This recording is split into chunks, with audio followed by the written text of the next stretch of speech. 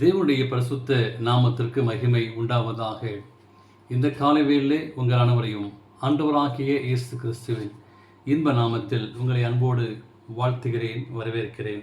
நியாயாதிபதிகள் 15ஆம் அதிகாரம் 18ஆம் வாக்கியம் சொல்கிறது, அவன் மிகவும் தாகமடைந்து கர்த்தரை நோக்கி கூப்பிட்டு, தேவரீர் உமது அடியேன் கையினால் இந்த பெரிய இரட்சிப்பை கட்டளையிட நான் இப்போது தாகத்தினால் செத்து விருத்த சேதனம் இல்லாத கையிலே விட வேண்டுமோ அங்கே என்றான்.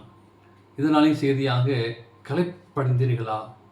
ஒவ்வொருடைய வாழ்க்கையிலும் நம்முடைய வாழ்க்கை சற்று பலவீனமாய் போகும்போது அல்லது சோர்ந்து போகும்போது நீங்கள் நானும் சற்று களைப்படைந்து போகிறோம்.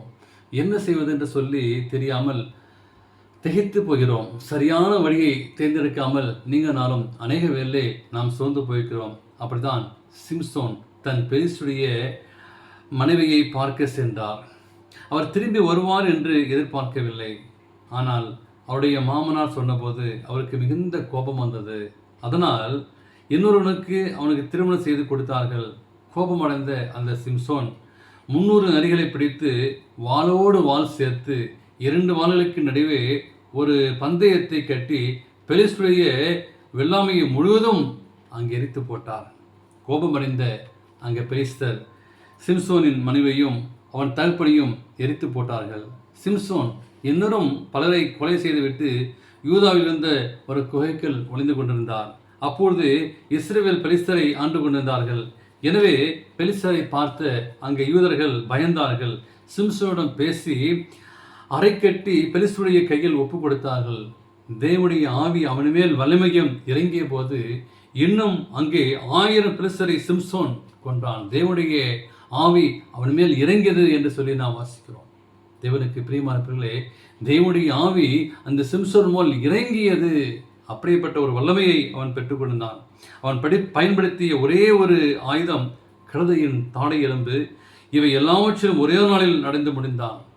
அந்த தாகத்தால் அந்த சூழல் வந்த சிம்சோன் பெலிஸ்தர்கள் திரும்ப வந்து தன்னை கொண்டு விடுவாரோ என்று சொல்லி பயந்தார்கள்.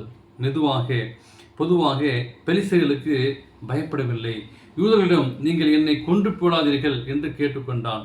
யூதனை அங்கே கொலை செய்ததற்கு தேவன் தனக்கு பலம் தரமாட்டார் என்பதை சிம்சோன் அங்கே அறிந்திருந்தார். தன் வல்லமையை தேவனே தந்திருந்தும் அவர் அறிந்திருந்தார்.